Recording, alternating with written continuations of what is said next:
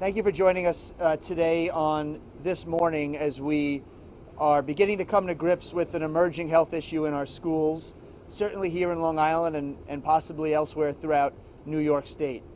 The news as reported in Newsday on the cover story today is quite troubling.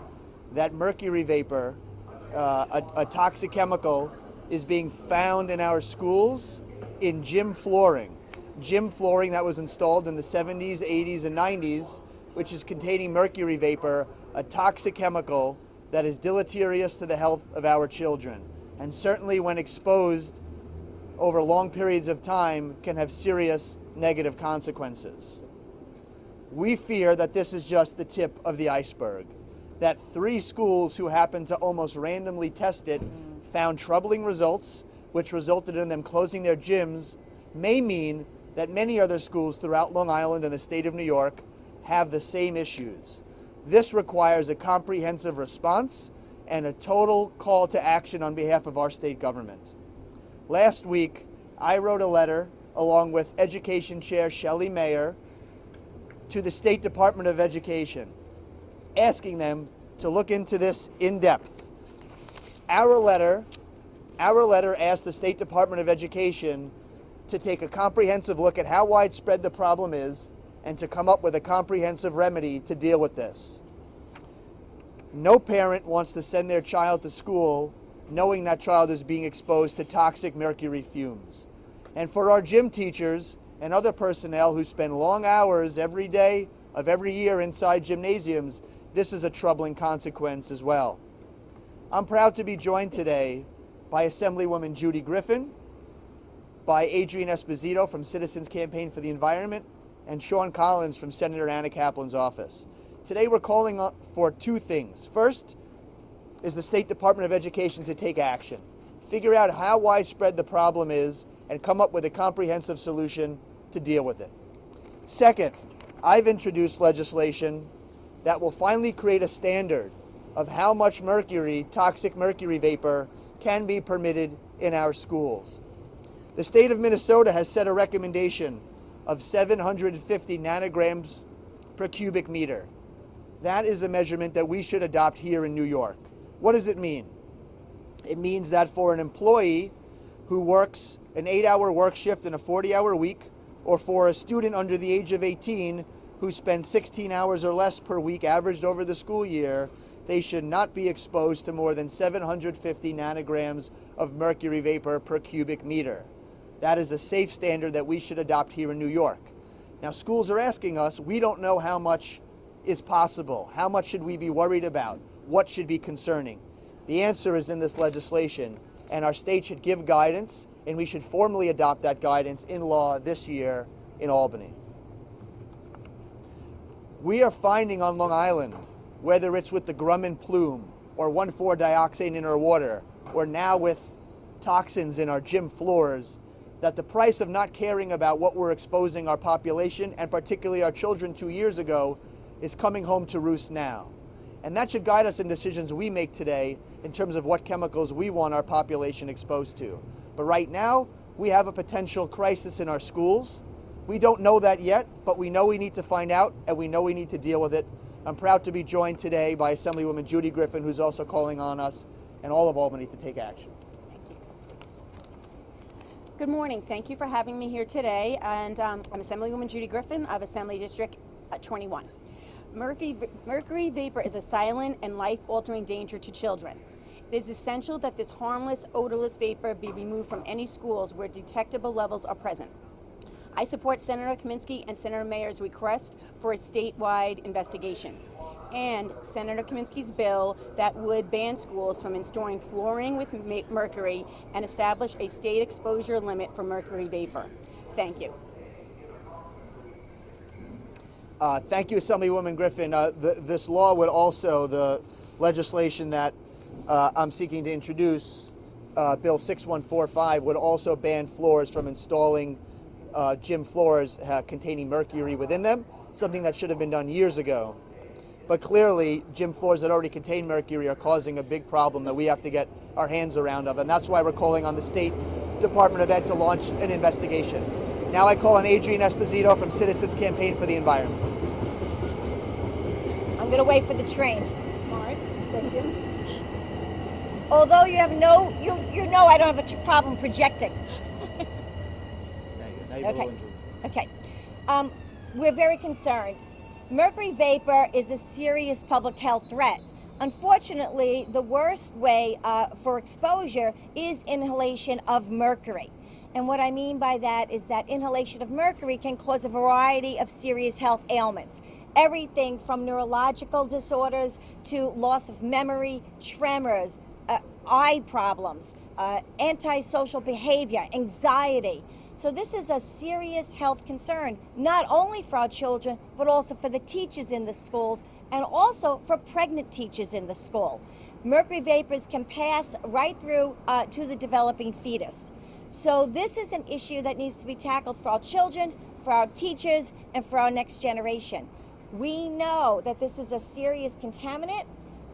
Also, some of the preliminary testing is showing these amounts, but what we need is a series of test results. Each test that has so far been taken is just a snapshot, because with vapor testing, it's different than water testing. It's a moment in time.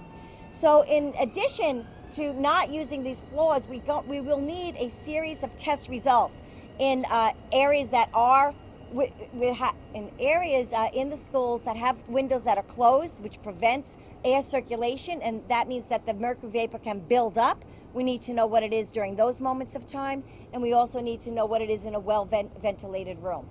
So we need more test results so we understand what the problem is, and we also need to pass this bill so we can prevent it from being a problem in the future. Thank you. Thank you. From Senator Anna Kaplan's office, Sean Collins. And I'm reading a statement on behalf of Senator Kaplan. As lawmakers, we have a solemn duty to ensure that we take every step necessary to ensure the safety of our children when they are at school. So when we have a situation where students and faculty on Long Island are being exposed to dangerous mercury vapor emanating from gym flooring material, we have a crisis on our hands that demands immediate attention. I joined Senator Kaminsky in calling for a full investigation of this issue so that we can understand the scope and magnitude of the problem. I'm also co-sponsoring Senator Kaminsky's new legislation that will prohibit schools from using flooring material containing mercury and set an exposure limit for mercury vapor in schools for the first time in this state. This investigation and legislation are the first steps we need to take to understand just how serious and widespread of a problem we are facing. And as potentially more schools are found to be out of compliance with the new exposure standard, we will need to work together to ensure that remediation takes place quickly and thoroughly without placing undue burden on local taxpayers. Thank you. So in conclusion, the discovery of mercury vapor in our schools is extremely troubling.